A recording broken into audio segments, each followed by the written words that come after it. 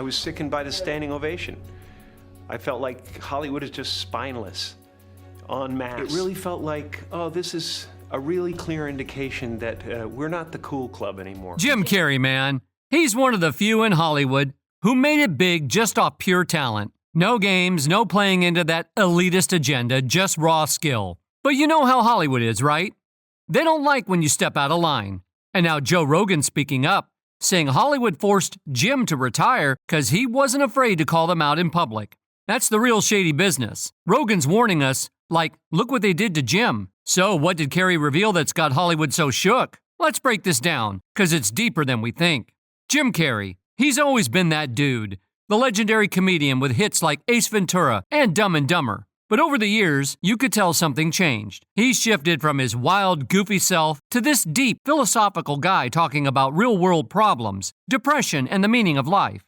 Joe Rogan, on the Joe Rogan Experience, you know, the podcast that's worth over $100 million, showed mad respect for Jim during episode 1083 with Dawn Maria. But he also hinted at something dark. Rogan thinks that Jim might have been pressured by those upper elites to dabble into psychedelics, not just for some breakthrough, but so they could control him better. Hollywood loves to pull those strings behind the scenes, and when you're a big name like Jim, they don't want you moving without their say-so. Law on Twitter. He has a giant thread about it. It may be pinned on the top of his Twitter page, but explaining like one of the reasons why those people are so hostile. Right. And it has to do with this British explorer.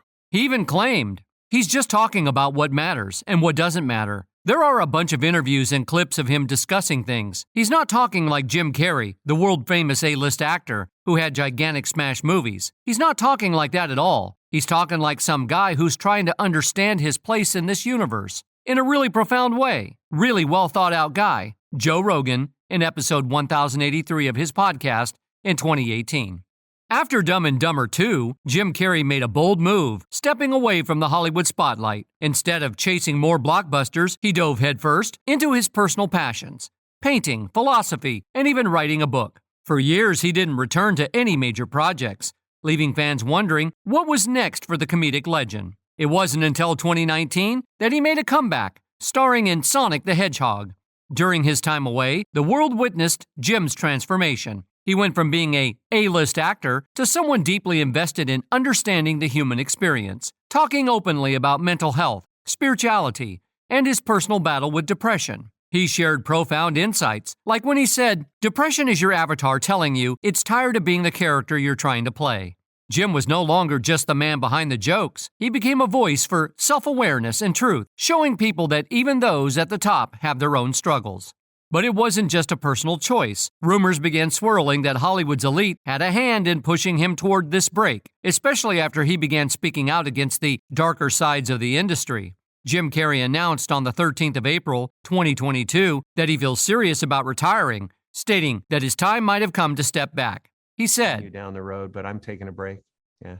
Well, we need I humor. really like my quiet life, and I really love putting paint on canvas, and I really love my spiritual life. And that's not all. Jim didn't just quietly fade into the background. In fact, he indirectly proved his fans right about the shady elitist intervention when he dropped a bombshell, saying he's done enough. I have enough. I've done enough. I am enough. So I feel you. Now, what exactly did Jim mean by that? Whether he was referring to his resistance to Hollywood's toxic machinery or his personal fight for his own rights, only he knows for sure. But one thing's certain, no one just walks away from the pinnacle of their career unless something deeper is going on. Jim's sudden retreat from the spotlight had everyone questioning, and it only added fuel to the fire about the power plays happening behind the scenes. There's so many things, because I've been so busy for so long, important things that I've ignored. If you really look at Jim Carrey's journey, especially his first major break, you can start to see how he was already trying to break away from Hollywood's chains. Even back then, Jim was trying his best to detoxify his mentality and image. Because we all know that Jim was a megastar, but he had limited opportunities to move into the societies as he wished. So during his first step back, he silently built his own power by educating himself on the matters of real life. And the first thing he did was to challenge the Hollywood narrative. I just didn't want to be in the business anymore. I didn't like what was happening. the corporations taking over and all that. And maybe it's because I felt pulled toward a different type of creative outlet, and I really like the control of painting, of not having a committee in the way telling me what the idea must be to appeal to a 4-quadrant whatever. Honestly, it's not hard to see why. The man who gave us Ace Ventura and The Truman Show has watched Hollywood turn into a corporate beast, with creativity getting lost in the boardroom. Jim admitted that he didn't like what was happening, the corporations taking over and all that. And for someone as creative and free-spirited as Jim, being told what to do, how to do it, and who to appeal to just wasn't cutting it. In fact, Jim found peace in painting, where he didn't have to answer to anyone but himself. His love for art became a form of freedom, a way to escape the endless committees that turned genuine creativity into just another 4-quadrant blockbuster. I'm not back in the same way. I don't feel I'm little Jim trying to hang on to a place in the stratosphere anymore. I don't feel like I'm trying to hold on to anything. Yes, you heard that right. He said that, making it clear that he's no longer trying to play the Hollywood game, proving that even from his early days, Jim was always looking for a way out of the system that only seemed to box him in. We all know Hollywood loves to stand behind the so-called woke agenda, right? But Jim Carrey? Nah, he's always marched to the beat of his own drum. Once Jim broke free from the Hollywood machine, he didn't hold back in letting his fans know exactly where he stood politically. No more playing nice. No more towing the line for the elites. At the Television Critics Association Summer Press Tour, Jim didn't mince words when he talked about Trump, saying Trump probably loves them on some level, referring to his supporters. And as usual, Jim reflected on his art and how it connects to his deeper purpose. I didn't know why I was doing it initially, but a year or two later, I wake up and I realize I've been given a spiritual answer through it, he explained. Jim's always been on this quest for identity, digging into the deep question, who am I? And when he finally broke away from the Hollywood system, it became clear who he wasn't. Jim wasn't afraid to make bold political statements either, comparing Trump supporters to people cheering on the speeding train that's about to hit them. Jim didn't sugarcoat it. He said, to watch half the country ignore what's quite obviously right in front of them, it's like standing on the railroad tracks, cheering for the locomotive about to run you down. And Jim didn't stop there. He predicted that when the feds finally catch up to Trump, there's going to be a celebration in this country such as never been seen before. It's clear Jim was ready to shake things up, standing firm in his beliefs, and making sure everyone knew he wasn't just another Hollywood puppet.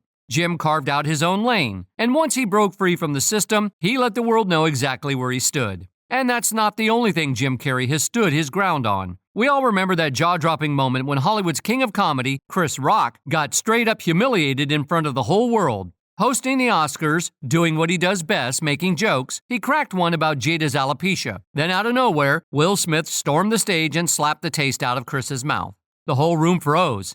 I mean, this was the Oscars, the biggest night in Hollywood, and Will turned it into an episode of Real Housewives. And 18 months later, Chris Rock's ride or die, Leslie Jones, came forward with some real talk. In an interview with People magazine, Leslie let us know that slap wasn't just a quick moment of pain, it left some real scars.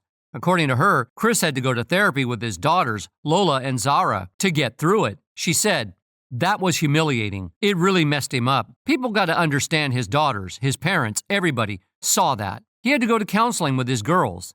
Leslie wasn't just mad, she was fuming. She laid it all out, saying Will should have handled that backstage, not on live TV, where the whole world was watching. She was ready to throw hands for Chris, saying, you don't even know. I was ready to jump in my car and pull up there. I was so effing mad. Like Chris Rock did an effing joke. I know Will too. I was like, you couldn't deal with that stuff after the show? This is the Oscars. The whole world is watching. Leslie wasn't playing. She pointed out that Will had 100 other ways to handle the situation without acting like it was WWE. And in true Leslie Jones fashion, she joked about how she would have handled it herself. I asked Chris, why didn't you run when Will stood up? I would have been running around the stage like, Will, chill, Jada, call your man. Chris kept quiet for a while, but when he finally broke his silence during his live special selective outrage, he didn't hold back. He tore into Will, calling him out, not just for the slap, but for letting his frustrations about Jada's public drama bubble up like that. And don't expect Chris to patch things up anytime soon, because he made it clear. Because I got parents. Because I was raised. And you know what they taught me? Don't fight in front of white people. So while the whole world might have moved on, it's clear that, along with Chris, Jim also can't forget that humiliation, and he's not letting it slide. You see, while Hollywood was trying to give Will a leeway and an excuse of mental trauma for his actions, Jim made it clear that he wasn't going to play like that. He said, from the audience and disapprove or show a disapproval or say something on Twitter or whatever, you do not have the right to walk up on stage and smack somebody in the face because they... When Hollywood's higher-ups tried to shift the blame onto Chris, claiming his joke was out of line, Jim wasn't about to let them get away with it. Being a comedian himself, he knew how far they were reaching. Jim wasn't going to sit back and let them pin that mess on Chris for doing what he's always done, telling jokes. Hollywood is just spineless, en masse. And it really felt like, oh, this is a really clear indication that we're not the cool club anymore. There was some question today about if anyone else had walked from the audience and done that, they would have been escorted out by security or maybe even... And if you really take a moment to think about it, it was right after the whole drama went down that Jim Carrey started stepping away from the spotlight. Coincidence? I don't think so. I'm being fairly serious, yeah. Yeah. Really? Why? It depends. It depends if the Angels bring some sort of, script that's, written in. And while Jim was out there raising his voice in defense of Chris, refusing to let Hollywood twist the narrative, Joe Rogan was right by his side, standing up for other celebs facing the threat of cancellation. Joe wasn't just sitting back and watching. He was ready to take action, supporting those who dared to speak out against the powers that be. Anyway, while Jim was exploring and finding his true self, he did an interview with Jimmy Kimmel in 2017, which was used by Hollywood to label him crazy. Listen to what he said. Don't get me wrong, Jim Carrey is a great character, and I was lucky to get the part. But I don't think of me as that anymore. I hear people say, why doesn't he just be funny? That stuff just never mattered to me, he elaborated in The Hollywood Reporter. To me, it's like, this is the experiment tonight. If you enjoy it, great. If you don't, that's cool too. There'll be another one tomorrow. To be honest, those Hollywood materialistic people were unable to actually realize that Jim was ahead of them spiritually. And while Jim was in that state, Jim also did an interview that became fodder for that crazy agenda. This is the first time I've run into Jim Carrey. Wait, tell me, is it true you're wandering the streets? You need a date to the party? What's up? No. I'm doing just fine. To Jim's credit, he did try to explain his behavior on that interview, but no one really understood. He said, we're a bunch of ideas cobbled together to look like a form. There's a body and there's a mind, but the body is part of the field of consciousness, just dancing for itself. And it's no different than a plant or a chair or your phone. It's all one thing.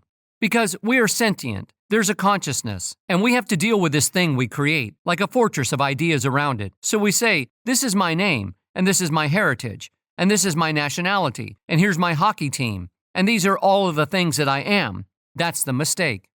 So how do we avoid that mistake? According to Carrey, there's only one way. The only way to it is to step into the river of tears and the sorrows of your life, the thing that everyone is avoiding with everything from substance to drink to S and gadgets and whatever else you can distract yourself with. All of it is designed for you to never stop going and moving, and for God's sakes, not feel the abyss. Don't allow yourself to feel the abandonment and pain that you've suffered. And I've done it. I'm through it. I'm sure there will be things that happen again. But I realize that by letting myself fall into it completely, that it's not to be feared. Death is not to be feared.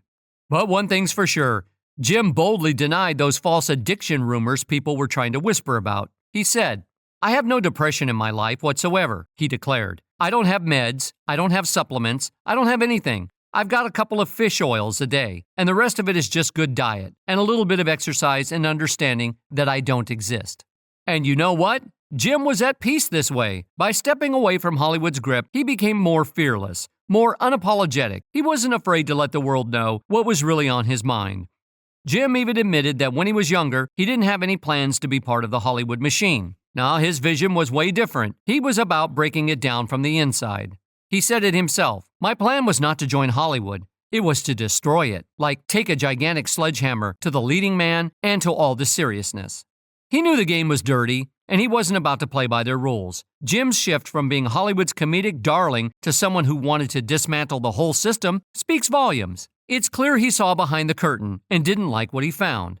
And in doing so, he gained a freedom that most in the industry could only dream of. However, since Joe was well versed with the inner workings of the industry, he soon realized that Hollywood will remove Jim's footprint from the industry in a way as if he was never there.